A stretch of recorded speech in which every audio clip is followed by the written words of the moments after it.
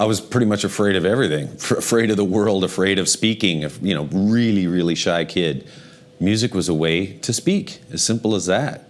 I could either just journal, write poetry, write just whatever was in my head, and sit down, strum a few chords, and put that together. And that's me. That's me telling the world about me when I can't do it on my own. So music was the voice I didn't have. There was a kid in my high school, Downey High, who was in the jazz band, who was selling his guitar. He had I think it was a 69 SG with the tremolo. And he wanted to sell it. He said, "You want it?" And I said, "Yeah." "How much you want?" He said, $200.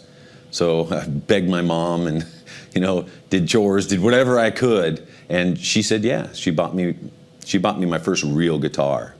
And then, of course, once you got a guitar, you got to join a band. So started hanging out with some kids at school that loved playing music. And it was a cover band called Obsession, a bunch of guys in my grade. And we'd just end up at their house after school playing. Black Sabbath was the band that just totally lit me up. So heavy, so moving. I sunk right into that. I could close my eyes and be in there.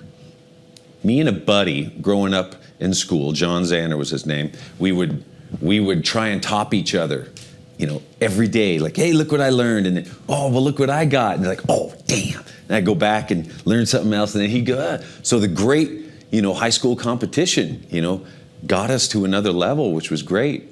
And then at some point it was like, wow, you know, the guys I'm playing with, I need to play with better players. And I was writing, I wrote some songs. They didn't like them.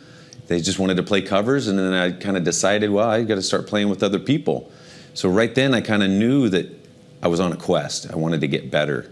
And some friends didn't understand that. They just, you know, why don't you, you know, just hang out with us? And I was on a quest to go places. I think it was my sophomore year, I went back to high school the summertime to gear up to start playing football again. And I had long hair at that point, and the coach said, "You have to get a haircut." And I said, "Yeah, but Eddie Van Halen's got long hair, and Michael Schenker's got long hair. I want to play football and have long hair. You can't do it." So right then, it was one of those forks in the road that was pretty pivotal in my life that I had no clue about. And I kind of just said, well, you know, screw this. Do I want to be second strings, you know, playing football, or do I want to be up on stage, you know, with a mission, you know, speaking through music? I didn't know it at the time, but it was pretty much the right choice.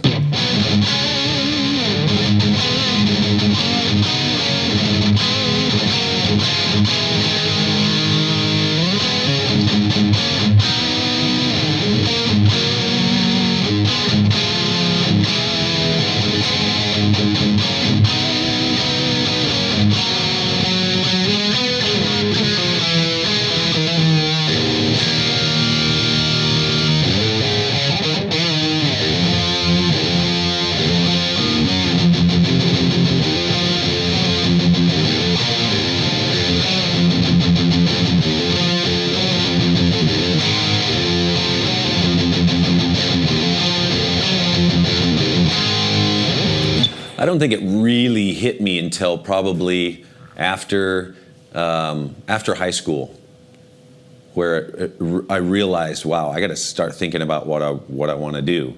You know, I'd be working at the sticker factory, you know, cutting stock and just thinking of riffs or lyrics or something. You know, at lunchtime I'd be out in the car with my guitar writing some riffs, and you know, oh shoot, I got to get back to work.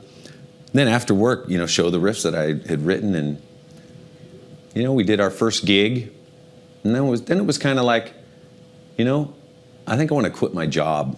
I want to start playing music, and there was no other option. That's kind of how it was. When I think the first time, hey, we're going to New Jersey to sign up, or you know, one of the first things, like we're going up to San Francisco to play a show. Oh my God! And then, hey, we could sign up with this manager. He's talking about going to Europe and all this stuff. It's like, yeah, whatever. You know, trying to act cool, but inside I'm freaking out, flipping. Like this is happening. This is really happening. And all of us are friends and we get to do what we want. That's amazing. And every step of that way has been a little more of it. Every day we wake up, there is that reminder again that, dude, you get to do what you want to do and create. And it's sustaining you, it's sustaining your family. It's an amazing gift. So for us to keep track of that, you know, there was certainly a time when it got out of control. You know, the Black Album tour, out for a long time. I mean, that was the album. There was multiple divorces, lots of egos, you know, swollen to, you know, no one was right-sized anymore. Everyone was bigger than they should have been. But at the end of the day, when you look at this career is bizarre. People saying they respect you for your music, but then the validation that you get out there, it's unreal. It's like a fantasy. It's like these people think you're something more than you really are. So you got to stay grounded. It's like, God, I'm human, you know. So something comes back again and knocks you back down and to reality, you know. And you realize that I have a gift of playing music. That's what I got.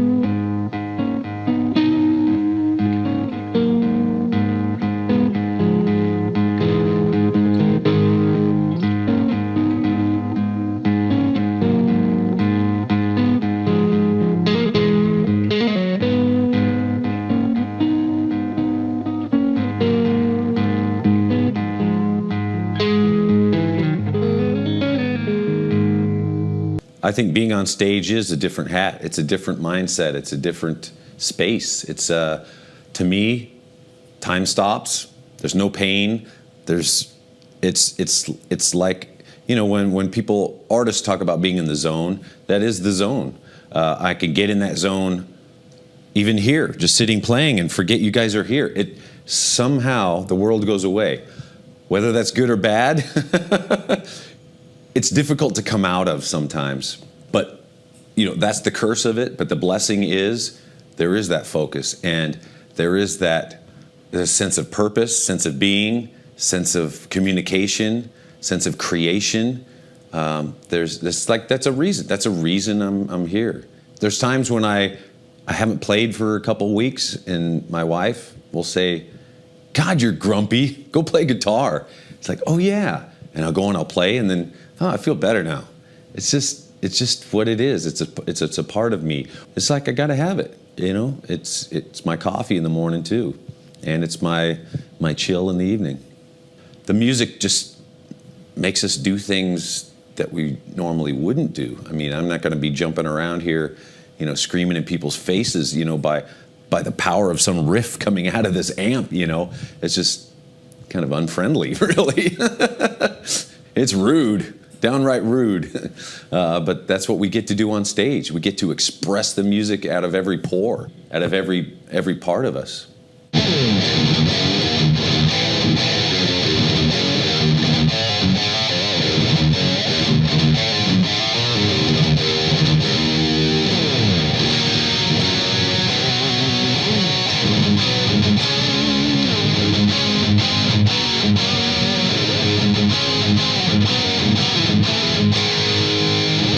Most things in life that are worthwhile, you got to work at. You got to work at. You get out what you put in. As simple as that. That's a kind of a universal law. So yeah, it's not pick up the guitar and go ha ha, which I've done, you know, in front of the mirror lots. You know, hey, I'm really good, and you got to have that attitude too. But it does take work. It does take you know, some dedication. You know. But if you love doing it, it's not as hard as it could be if you're doing something you're not as interested in. There's nothing more inspirational than me plugging in to an amp that's dialed to my sound and turning it up. There's just nothing more inspirational. I could write 20 riffs just like that if it's passing through me, you know. There's just stuff coming through. I do believe that, you know, to keep what you got to give it away. And so to show up, you know, doing benefit type things, helping others with the gift that we have. You know, we've got all we need. We've got more than enough that we need. So to give back, for sure. You know, Little Kids Rock is something that I'm involved with. Just played a gig down south and raised $250,000, which is unbelievable. Bringing instruments into public schools where music programs are cut. I think if there's a kid out there that's got that gift or just needs a little something, whatever it may be, you know, if it's that $5 guitar at the swap meet that shows up for somebody else somewhere else and I've helped with that, it's a good feeling. That's a better feeling than most of the other feelings on this planet.